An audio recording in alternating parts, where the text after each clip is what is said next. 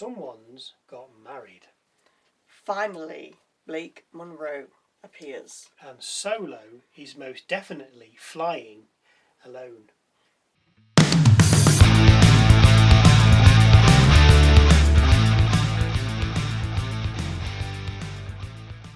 Hello, welcome to Wrestle MSX, the best wrestling channel you've never heard of. I'm Michael.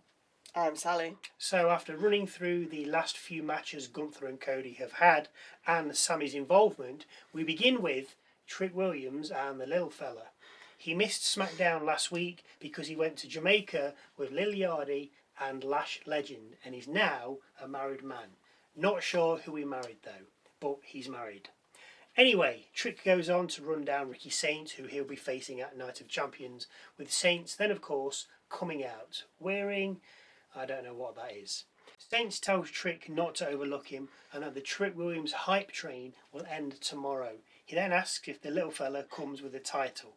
Lil Yachty, obviously. With Yachty saying he'd never work for him. Saints then slaps Yachty and rolls out of the ring, with Trick then checking on Yachty. As he does, Saints re-enters the ring, attacks Williams from behind and then escapes the ring again. Backstage, Jackie Redmond asks Alexa Bliss if she can provide an update on Charlotte Flair. Why not just ask medical? I have no idea. Anyway, Bliss says Flair is feeling it physically and emotionally, adding she'll get revenge on Cargill and her minions. Even if it means teaming up with Tiffany Stratton, who then enters shot. Stratton isn't happy she has to team with Bliss, but Bliss says she's returning the favour as Stratton helped them out before. Fair enough. Stratton says she'll help, but after she's beaten Cargill at Night of Champions, her and Flair can do whatever they want as long as they leave her out of it. So that's not going to happen. No. So first up, Tiffany Stratton and Alexa Bliss versus Michin and B-Fab. Stratton gets an early 2 on Michin, with Bliss then coming in and roughing her up further. After the break, Stratton takes out both opponents and then gets 2 after an Alabama slam to Fab. A handspring stunner and swanton then both net her 2 more 2s, with Michin breaking up the second cover. Stratton then lands a rolling senton and looks for the moonsault to Fab, but as she's bouncing up the ropes, Cargill trips her, causing her to fall. B-Fab then hits a spinning X-Factor and covers for the 1-2-3. After the match, as the baddies are about to round on Stratton, out comes Chelsea Green with kendo stick in hand. B-Fab takes a whack, Michin runs into the ring post after Green dodged her, and Cargill gets low-bridged, leaving Green standing tall with Stratton and Bliss. Ridiculous. Backstage, Solo asks the MFTs if they saw what happened on Raw. Solo attacked Jimmy Uso, if you weren't aware, with Tama saying, "That's the problem. We don't want to get dragged into this war." Tama reminds Solo they asked him to stay in the back last week, which he didn't, and now he's helping LA Knight. Talk about things getting misconstrued. Tala then says they got word from the elders and they're out. Solo says you can't leave, with Tama saying we just did. What is going on? Aren't the elders like Reigns? Isn't he like the top dog? I mean, well, yeah. Is he not superior to the elders as well? I mean, I don't know how that works, but surely he's the big dog. Some different elders. Oh, I don't know. Some kind of. There's too many dogs. Werewolf, top dog, and the dog. The dog, yeah. Anyway, backstage we see Jade Cargill demanding a match against Chelsea Green, with Nick Aldis saying, "Okay, no problem." Makes a change. Usually it's like you can have one next week. I know, yeah. But yeah, good. Next up, Nathan Frazer versus Rey Fenix for the AAA Cruiserweight title. It's high-flying and quick, as you can imagine, with the pair also exchanging 2-count covers. Frazer then posts himself on the announcer's desk after diving out the ring, with Rey then landing a frog splash when back in the ring to finish things off. Frazer, though, kicks out the follow-up cover. Rey then hits a Mexican muscle buster and gets the victory. Backstage, Byron Saxton asks the tag champs what's next, with R-Truth saying the clubhouse. Priest brings us all back down by saying they're looking forward to moving on from the MFTs. Me too. When he's interrupted by the War Raiders. Eric then proposes they have a tag match with all the gold on the line, with Truth then replying with a Mexican accent. We're not going to do it. He then We says, don't want to upset anybody. he then says, Little Jimmy says, all the Judgment Day can have a title then, with Eric then reminding him he's not in the Judgment Day. Truth goes back to the accent, with Priest then asking him why he's doing that before covering his mouth. Priest then says he'll let them know. That's quite... it was amusing. We then see LA Knight roll up with Jackie Redmond asking him what he's doing here. Knight says he has questions, like her, before saying he's heading to the ring to get some answers. Oh, this is a long bit. Strap in. Knight tells the story of beating Jay on Raw and then can't understand Solo's interference. Knight then calls Solo out, with Sikoa answering.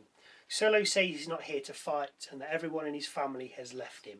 Knight isn't bothered, but it leaves him wide open to go back into the bloodline. Knight then wonders why, with Solo snapping and saying he hates that family and he hates the bloodline. There goes my theory. He hates them all and wants to finish them, citing they both don't like the bloodline. Knight then replies that Jimmy, Jay and Jacob should all hate Reigns because he's done more to them, but they've all gone back to him. Knight then asks why he's different, with Solo saying because he has nothing to lose and it's just him now. He trots out, the enemy of my enemy is my friend, and tells Knight they can be partners and take out the bloodline. Knight goes on, saying he does things his way, and then declines Solo's offer. Backstage, Byron Saxton, busy tonight, wants to ask Sami about his officiating from last week, with Sami saying he called it straight down the line, and no one seemed to get it, apart from him, before then pointing to Johnny Gargano. He then says because he stayed good, the universe has provided his opportunity for him to redeem himself. Oh, okay. He then says he's going to be WWE champion. I can't see I don't Sami. think that's going to happen. I don't know though, he's not had it yet, has he? No. Out next, Paige with Brie Bella against Jacy Jayne, with of course the rest of Fatal Influence. Jayne calls for a timeout when escaping a submission from Paige, with Jacy then taking control just as we break. Paige turned things back around with a Paige turner and a 2 count, with Double J then getting 2 off a running knee. Jacy then landed a backslide and put her feet on the ropes for leverage, but Brie knocked them off. Reed and Henley then took out Brie, with Paige then taking out Reed as she got on the apron. Jacy tried to roll up from behind, but Paige kicked out on 2 and then immediately rolled up Jayne and got the 1, 2, 3. We then enter Danhausen's lair, where Matt Cardona reveals that since he was shocked last week, he keeps wanting to move back to Long Island and shout woo. Okay. Danhausen then notices that The Miz and Kit Wilson have gone missing as they were sitting in his lab and goes looking for them. Los Garza then walk in and ask Cardona where Freakhausen is as he owes them money, with Cardona saying he doesn't know and to go find him themselves. Wowzers. We then see Finn Balor tell Tama it's good to see him making his own decision and that they used to run together. Tama says Shinsuke is from his past too, and we all saw how that went. Tama and Tyler then just walk off. I think it's just gone then. They've done nothing tonight. They had their suitcases and off they went. Danhausen then heads out with The Miz and Wilson for a new version of Miz TV, hosted by Danhausen, with Los Garza then showing up. They take out Wilson and Miz before cornering Hausen. This brings out Matt Cardona to save Hausen, with Nick Aldis then heading out and making a match involving Danhausen and Cardona against Los Garza. Just a side note, The Miz and Kit Wilson were acting like, so Fun times. just for the kids. Cardona takes a beating, but the break comes when Los Garza take out Wilson on the outside, giving Cardona a chance to tag in Danhausen. Danhausen somehow takes it to both opponents and covers, but only for the pin to be broken up. Berto then gets the best of Danhausen and looks for a top rope move. But Danhausen sits up, curses Berto, with us then seeing fireworks come off the corner turnbuckle. Amazing. This disorientates Berto, sending him down to the mat, with Hausen then finishing him off with an inverted DDT and cover for 3. Good. Backstage, Byron Saxton asks Gunther what he makes of Sami Zayn saying tomorrow night's match is a chance at redemption, with Gunther saying it's him who needs redemption. Saxton then reminds Gunther his win-loss record against Cody isn't great, with Gunther saying he screwed him twice, but tomorrow it's going to go down differently. Serious. Out next, Chelsea Green versus Jade Cargill. Green low bridges Cargill again, with Green then leaping from the apron, only to be caught and fall away slammed by Cargill. Jade gets 2 off a chokeslam, with Green then getting in some offense, mainly punches, and getting 2 off a missile dropkick from the top rope. A pump kick and Jaded then net the win for Cargill. After the match, Cargill lays into Green, with Stratton and Bliss heading out for the save. As Stratton taunts Cargill from the ropes, her and Bliss are jumped from behind by Michin and B-Fab, with Cargill taking out Bliss. This then leaves the 3 baddies to take out Stratton and Cargill to land another Jaded. Backstage again, and Saxton asks Solo, well, nothing, as he says your family left you. Night turned you down and it feels like you're on your own, before shoving a mic in his face. Solo looks at him, but then something catches his eye to the left. Royce Keys. I'd forgotten about him. Keys warns Solo Jacob will be coming for him, with Solo asking if he'll help him. Keys pats him on the back, wishes him luck, and then walks off. Oh, thanks, Royce. We preview the cage match between Rawlings and Breaker, look at all the other matches at Night of Champions, and then cut to Jackie Redmond with Trick and Yachty. They are annoyed with Saint's cheap shots, even though he did it about an hour and a half ago, with Trick saying the Night of Champions is the night of Trick Williams. So, to the last match of the night and the main event, of the evening. Giulia versus Kiana James. What's happened there? Well, the crowd were quiet. They were absolutely like, there may as well have been nobody there. Yeah. It's terrible. With some yay boos eventually waking them up. A Falcon Arrow nets James 2 with a powerbomb getting the same.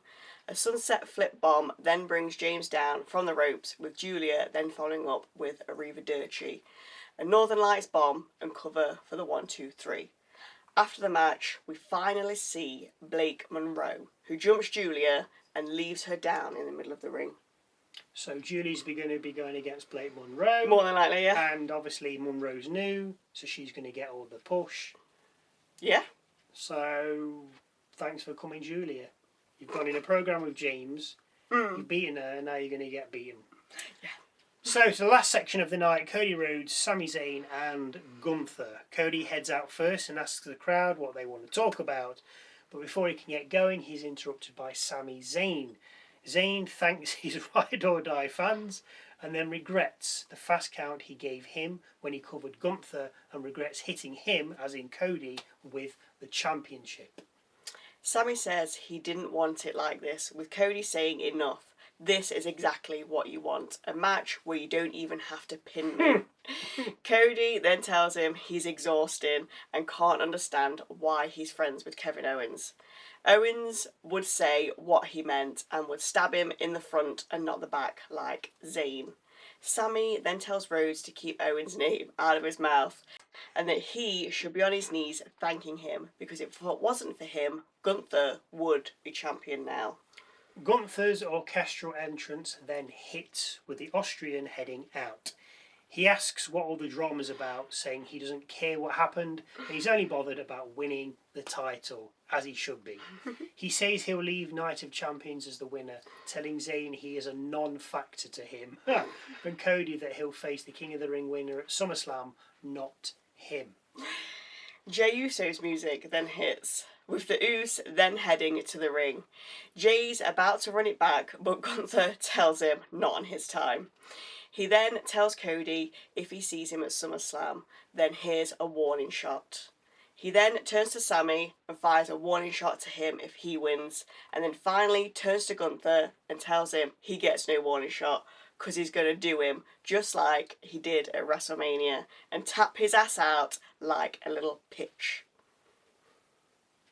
Gunther then strikes Jay, with Jay fighting back. Sami gets involved but gets dropped by Gunther, with Jayne Cody then twin super kicking Gunther over the top rope. Rhodes and Jade then circle, but they get interrupted by Femi. Oba gets on the apron, with Jay then super kicking Rhodes as he was looking at Femi. Gunther then attacks Jay from behind, with Gunther then going up to Femi. Sami then attacks Gunther, sending him away, with Rhodes then attacking Sami and sending him away. Oba then enters the ring. Rhodes grabs the title, and SmackDown, thankfully, goes off the air like this. Now, if we seem a bit forlorn, because it's just boring. It's just, you know, I mean, aside from the end bit, Yeah. like James and Giulia, the crowd were dead. I wasn't bothered. Nathan Frazer against Ray Fenix. I'm not bothered. And what is that title? Don't know. Some AAA thing. Danhausen and Matt Cardona against Los Garza. Oh. See, the problem is now, yeah, you think it's going back to 2 hours now, don't you, next week? This is what we think. This is what we think. Now, I think that when Raw went to 2 hours, or something cut to 2 hours for a little bit, and they crammed in so much, it was like, oh, there's too much going on here. It was when Raw went to Netflix. Yeah, and It was just like a lot was happening. Crammed in, Yeah. and it was like, what is going on? So I hope they don't do that. You don't have to cram everything in. As I've said to you, you can spread stories over a couple of weeks. Not an entire story, but have one set of stories on 1 week and then another set on another week. You don't have to get them all in at the same try time. to get everyone it's in, okay. yeah. It's okay to split them up. Anyway, enough about that. Now for Michael's moment of the night. This could be a match, a line, a look, a promo, something funny, interesting, serious, quirky, and or different. Just something that catches my eye. Obviously, it has to wait until the end, because if I do it halfway through and it's something that happens at the end, it's kind of a spoiler. So, Michael's moment of the night, sometimes good, sometimes shite. So hang around and wait and see as to whether you disagree. As I've said, this was tough. Like, there was nothing amazing. It's finally good to see Blake Monroe. Yeah. Solo's in hella trouble. Seems to be. Like, nobody wants him or wants to help him, so he's going to get help from somewhere. Yeah. Whether somebody's coming back, like Drew McIntyre could come back. I mean, that would be interesting. That's a different dynamic, them two. Yeah. Could they coexist? Or he just joins the bloodline. Solo. Yeah. Yeah, possibly. And then it was obviously, what? And then obviously it was good to see everybody coming together at the end. Yeah. Like it's leading. You've got most of your top-ish guys. You could have had Rangers coming out like, why does nobody want to face me? Because again, you see, it's just all about that Undisputed Championship. Nobody wants to fight Reigns. Well, Oba would, but Yeah, I think he only came out because Jay was like, "Yeah, I'm gonna win." Like, shut up, guys. I mean, like, he didn't I'm have to come. after The thing you. is, Oba didn't have. Jay didn't need to come out. They didn't need that. No. They did not need that. But I think because it was Jay just, came out, that's why Oba did. But I think it was just like, let's get him out. The crowd's here. Let's get him out. Well, Everyone's here. Get everybody out. Yeah, we can. fair. Anyway, agree or have any thoughts that you'd like to share, then please feel free to leave them in the comment section just down below. Don't forget to go and check out our Musings video with our thoughts and honest opinions on the last week of WWE. A new one drops every Easter. Wednesday. As always, thank you very much for watching. And we'll see you Saturday/Sunday for Night of Champions.